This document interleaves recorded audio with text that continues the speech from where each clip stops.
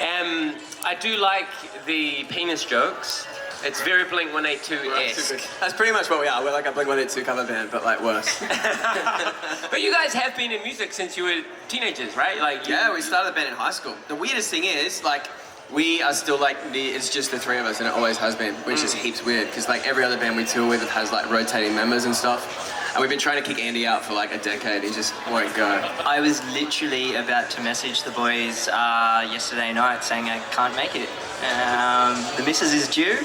Oh, yo! In 2 weeks. In 2 weeks? Yeah, she was having some pains and we're like, fuck, is it coming early? But yeah, I woke up the next morning and she's all good and she's like, no, you should go. Oh, congratulations on your pregnancy. Congratulations on his pregnancy, that's wonderful. So you guys got into music super young and you got super successful. Like you're on the cover of Rolling Stone magazine, you know, top of the ARIA charts. How did that affect you as young men? Massive egos. Massive egos. I'm picking that up. I don't know, it was something that kind of happened. It was pretty cool. It's like, we're from a small town on the Central Coast called Budgie. Represent! Budgie. And like, no one gave a fuck about us there. So like, when we came home, we'd be like, hey, we're in a band. They'd be like, yeah, cool, fuck off, I don't care. So everyone was like, no one really made a big deal about it, so it was kind of cool. It's definitely the kind of place you get beaten up for wearing skinny jeans and stuff back in the day. True story, you would get beaten up for wearing skinny jeans? I got spat on for being like emo when I was like 18 at the Gwandal and RSL club. So, good times. They have that threat so, but none of us had actually ever been in a fight. No, because I'd hear so many stories back at the beach. You'd be like, oh yeah, I beat up that guy from Short Stack. I'm like, I've never been in a fight in my life, ever. Do you think that it's changed a lot? Do you think, like, looking here, we're a really alternative crowd and people are expressing themselves however they want to be, which is wonderful. Shout out you guys. Do you think things have gotten better for boys and men who don't fit into the fucking macho stereotype? 100%. Like, we used to wear like eyeliner at high school and stuff, which is like, it was fucking weird back then, man, you know?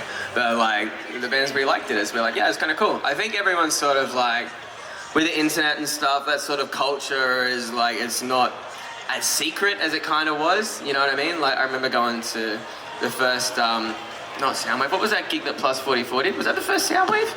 It was like Taste of Chaos or something like that, like some crazy festival back in the day. Yeah, I remember Taste of Chaos. It had and it was huge like, lineups. yeah, and it was like, and you'd go see My Chemical Romance and Fall Out Boy, and there'd always be like, even though the big shows, like the same group of people that were there, we were like in high school and stuff. So yeah, it feels like that community is like bigger now and people are more accepting, I guess. Yeah, which is great. I think that's like a positive social change that you can wear eyeliner and no one's gonna beat you up. Right. But there's also been like a real resurgence in pop punk with dudes like Machine Gun Kelly transitioning from hip hop. Do you think that's part of the change? Like it's normalizing? It's more mainstream, hey? Yeah. Yeah, it's cool. And like, yeah, I think it's such a fun genre, you know what I mean? And that's sort of the funnest. Like, so many bands that are here and it's like awesome and super emotional and super like heavy and all we want to do is just like get up on stage and, you know, not even play well, but people be like, hey, they were fucking fun. So that's kind of what we want to do. You guys took a 6-year break. Like you got to the, like, you know, a really high level of success and then you're like, peace, and you walked away from it. Why did that happen? We hate each other. Understandable. Did you get sick of each other? Like you've been playing in a band since you were kids. I think we like each other now more than ever. Probably. I think we care a lot less now. Back in the day, I feel like being in a band is literally like having a marriage. Yeah. And marriages have ups and downs. So I'm divorced, I know that. Yeah. Well, there you go. So like 3 guys with different opinions hanging out day in, day out, sleeping in like shitty conditions 24/7. You definitely get on each other's nerves, and we did that, since we were 15. So, yeah. So you needed a break from each other. I am literally. Is I that just you? said that to be mate. I thought, this stinks up here. It must have been Andy. Someone's dropping their guitar. I can't speak to that. It's what? Oh yeah. Oh, the toilet's over there. Okay, right. So This is where we're staying, guys. Hey guys, come watch Shostek play. They're playing in the Mountford toilet. Been upgraded. It is rough. There's some cold reality like drifting across the stage. So you took 6 years off. What did you do in that 6 years? I've been washing windows at stoplights. Oh yeah? Lucrative? Yeah. Yeah? I've been... Did you invest? What did you do with that coinage? Yeah, I bought a couple of properties. I've been in underprivileged countries building orphanages for underprivileged children. Now, I'm not entirely sure if you're joking or not, because if you did do that, I would be super impressed. I didn't. No, okay. So we had kids and stuff, and it's like, it's pretty hard to be in a full-time touring. As you know, like we were talking about before, when you have kids, it's like, kids are young for like such a short amount of time, and when you're in a band, you're away from them for so long, so it's hard to be in a band and have a family, so yeah. I feel like you're being left out of the conversation, and I feel bad. I'm okay with it. They get 2 microphones. The less I'm associated with these two, the better. How old are your kids? So you've got one on the way, and you do. Is your first child? No, I have a 2-year-old as well. You have a 2-year-old. Yo, Yeah. you got two kids under 3. That's a lot, dude. Yeah, I'm done. I'm getting the snip after this though. There's There's a girl coming, so I got the boy, I got the whole snip. Right. Yeah, I'm gonna get neutered. And you have, what do you got? I have one 3-year-old boy. And I had a 3-year-old boy and a 1-year-old boy. How do you balance touring and like this with being a Fucking good dad? hard, man. Yeah, It's really fucking hard. tell us about it. The negatives are like your kids are so young for like such a short period of time, you want to spend as much time as possible with them. But the positives are like, you know, we'll be old one day and dead, and our kids will be like, hey, Dad played in a band once, that was pretty cool. My dad was a rock star. Dad was a fucking loser. But he played a couple No, but big shows. that is cool. That is really nice, right? Yeah, man, it's special. And like when we were, it's a weird thing when we went into like write our last album, like a thought in the back of our minds we never really had before was like, you know, our kids are gonna listen to this one day, so like we want to make something that our kids are proud of as well. Do you guys think that? Totally. I think like, I don't know, you only get one shot at life, and every little thing, every little mark you leave kind of lasts forever. And I think, you know, albums, whether you like them or not, they'll be around forever, like long after us, which is kind of cool. It's like a time capsule for your children to look Totally. back on. Yeah, that's really nice. With that idea of a time capsule, and we live in a moment where people like screenshot your worst mistakes and it's out there forever. We just found that out too. Oh, did you? What was that? The Bindi story. Oh, yeah, I don't know. Yeah, we shouldn't repeat that. Can we say it? All right. Do you want them to say it? Yeah. Tell us the Bindi Talking story. about like, you know, Bindi, you walk on Bindis when you're on the grass. Like, everyone Bindi's in the knows grass. Bindis. I don't know what that is. Really? Yeah. And everyone knows what a Bindi is. Like, you walk in the grass, you step Yeah. on a Bindi. They're like, oh. We were like, oh, Bindis. Someone was like, and it's like a slur. We're like, Yeah, what? their name was Bindi, and I said, I love the name Bindi, but I hate Bindis. Like when they get stuck in your foot, and apparently Bindi's the dot. Oh, yeah. And our press lady was like, you just literally said you hate that religion. And I was like, oh shit, really? I didn't know that was a thing. So your understanding of a Bindi is like something in the grass, you step on the like a curb. thorn. Yeah. Right.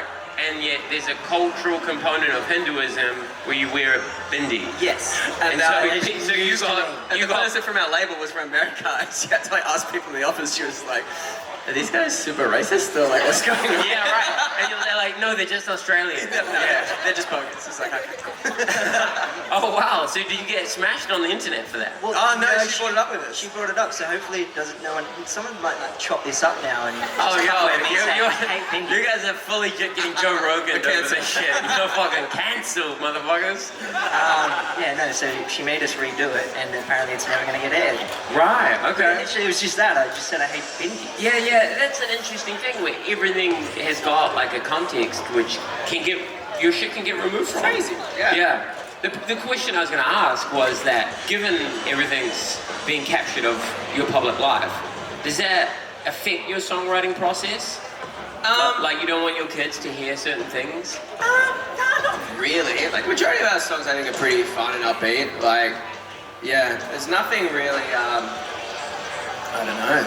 I think some of the stuff we've done is pretty stupid, but the songs are like, they're pretty cool. I think our songs have always been really camp, so I think it actually does appeal to our kids. They seem to bubble on. Yeah, kids like our songs. yeah. That's like the We're test playing, it's like our audience. 4 kids in the crowd. Everyone else is like, okay, my kids are like, you. Yourself? You're... I concur. Yeah, You concur? I concur. What's next for you guys? After what are you guys doing from UNIFY? Where are you heading? We're a big tour in July, and then our album comes out in April. Tour of Australia? Yeah. Yeah, we would. It's like our biggest tour we've ever done. And we're actually shooting a music video here today. Yeah, so pretend you like us, that will be please. our next single.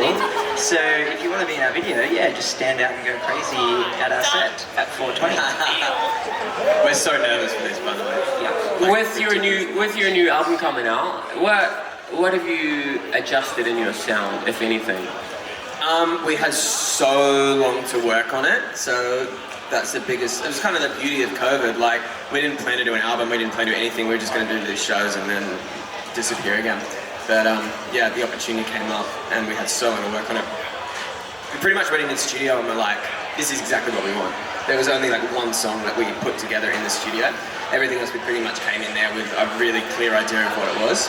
So it was good just to spend our time developing what was there rather than coming up with stuff. So it was really efficient. Wouldn't you agree? I concur. Great input. Thanks, man. I concur as well. A lot of concurring. For three guys who hate each other, you get along really, really well.